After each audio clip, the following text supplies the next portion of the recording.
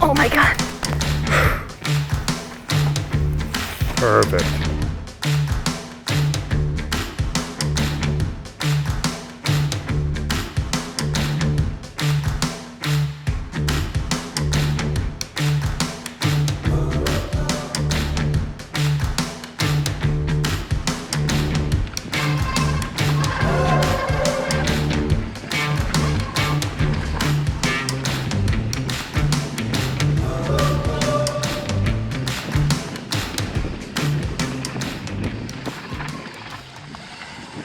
All right, I'll venture down a little and then I'll stop.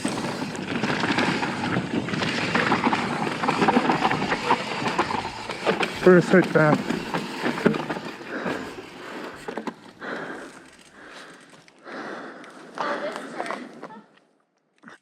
We've arrived at the home of some really steep turns. We just want to give you a little context as to what steep is, because sometimes cameras don't do it justice. What's up, Linnea? That's 3 turns down. Let's do this. All right, so steep switchbacks, like we promised. This one's steep, right? It's pretty steep. We got a lot of embedded rock here as well. A lot of different ways that we could go about this turn. So we'll take a good close-up look at this turn, but I'm just going to talk a little bit about what we might do and how we're going to employ a pre-turn here, how I'm going to employ a pre-turn, what Linnea might do, and then what maybe a World Cup rider would do through here, which is a little bit different than what I'd be willing to do. So coming into this zone, it's super steep, obviously, and pretty intimidating. You're coming in here and you kind of want to beeline for the inside. That's kind of what your brain wants, is just to get down and get it over with. But really the idea here is to kind of start to swing that front wheel up a little bit. Now this is going to be super, super subtle when I come through here. If I was to come into here and not pre-turn, I could probably get away with it just because we have nice backing and support. So I could come through directly through here and actually just use that kind of like a berm. But what I'd prefer to do, most likely, I will see when I actually ride it, is to come into here and make a little bit of, for me, since I'm left foot forward, a little bit of a front foot turn, get that front wheel a little bit high, and then I'm just going to turn my body. And the only thing that I'm going to focus on here is monitoring the health, control, and modulation of my front wheel. The back wheel is like a trailer. It's behind me. So I'm not trying to pick a line here for the front wheel and the back wheel. I'm just trying to get my front wheel and my body through here. The back wheel is going to be behind me when I get through. The thing that riders really struggle with when it comes to these really, really steep switchbacks is the moment of commitment. And the moment of commitment is the moment I turn from my pre-turn foot to my turning foot. And there's this moment where I have to just kind of fall into the hill and give in. And when I'm coaching riders on steep terrain, that's where I see them kind of choke the most, is like right in that moment where they need to go from one direction to the other. They might either like start to do it and then not actually commit to it, or maybe they start to do it and then they kind of get scared and they start doing too much hand steering and they get that jackknifing that we don't want. So really important here that we switch over kind of quickly. So when I'm finishing here on my left foot, I'm going to move to my right foot fairly directly. So I'm really going to try to get to from foot to foot without a long delay, because I don't want to run through too much vertical in between the control mechanism that I'm going to get by having that foot pressure on each foot. It's also having that foot pressure is going to allow me to turn my hips, which is really critical here, especially with how steep it is.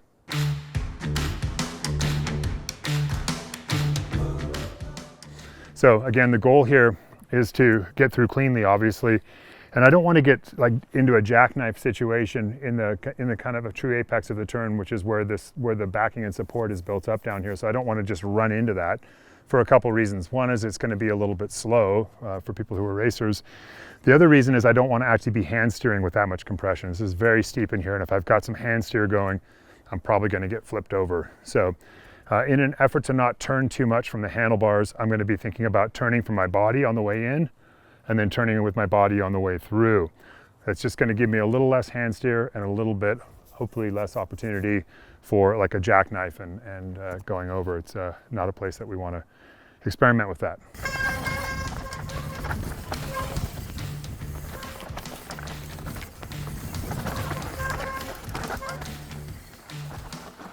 All right, well, if that was first time through, it's steep.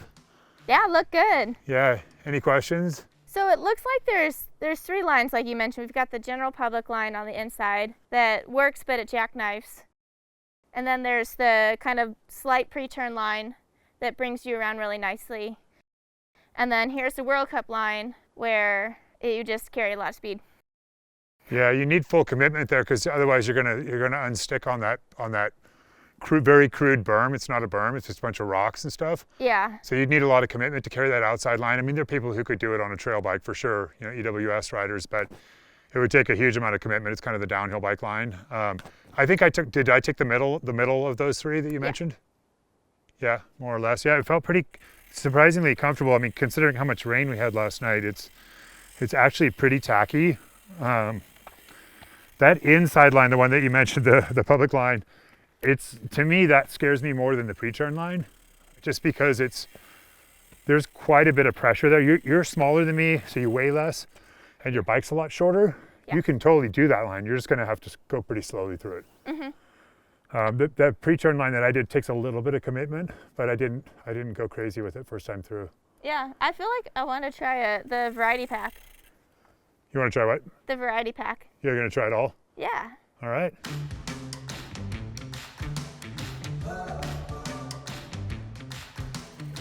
Sucker.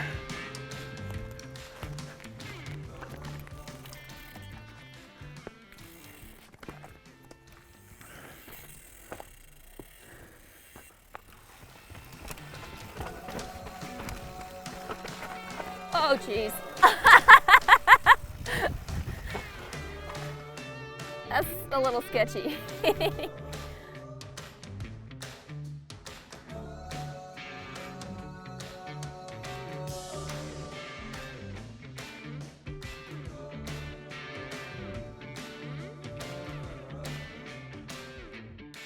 Linnea, look graceful.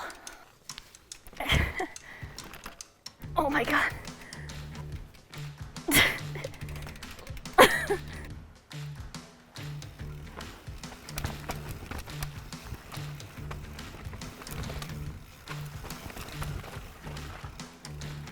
Nice one.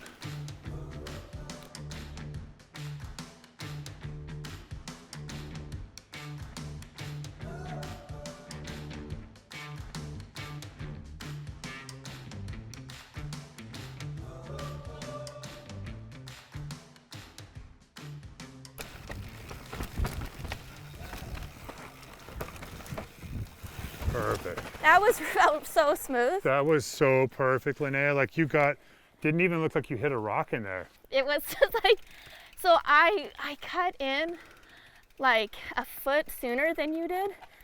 So it widened it a little bit, which I think yours got a better pre-turn, but mine was just like yours fewer was more rocks. Open. Like I feel like you got more of a tracking turn and I had more of an offset wheel pass turn. Yeah. Like yours actually looked like textbook smooth. It was super fast, super smooth, and it looked really comfortable. It didn't look like technical or in any way intimidating when you rode it, you know? I felt really good about that. Yeah, you're good doing Anne Carolyn Chausson proud. So this is the training grounds of Nico Voyo and Anne Carolyn Chausson. I guess they used to train here in the 90s, which is incredible to think about with the technology increases we've had. You know, I think he was 10-time world champion, a few junior worlds, and a bunch of elite world championships. And then Anne Carol probably had at least as many, if not more.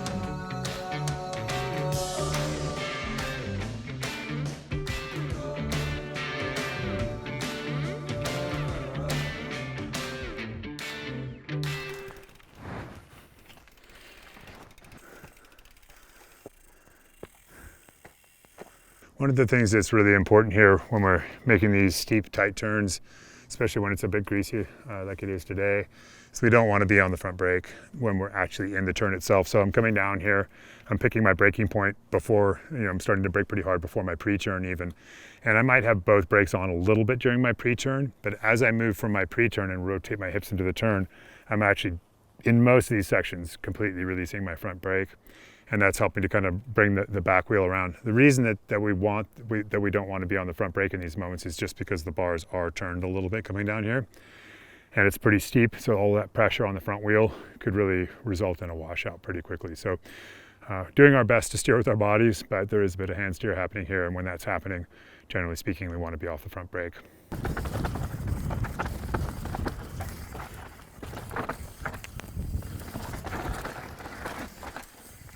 Oh my God, like when we first got here, I was like, oh crap, can I ride this? And honestly, it's just getting to be so much fun. Like places you don't think you could get rhythm with this footwork, you're just like, oh man, this is just a blast. It feels like a bobsled run or something down here now. It's really pretty gnarly when you slow down and look at it, but when you've got the big picture in mind and you're just going through the things you know and you're doing it correctly, it actually rides like a dream.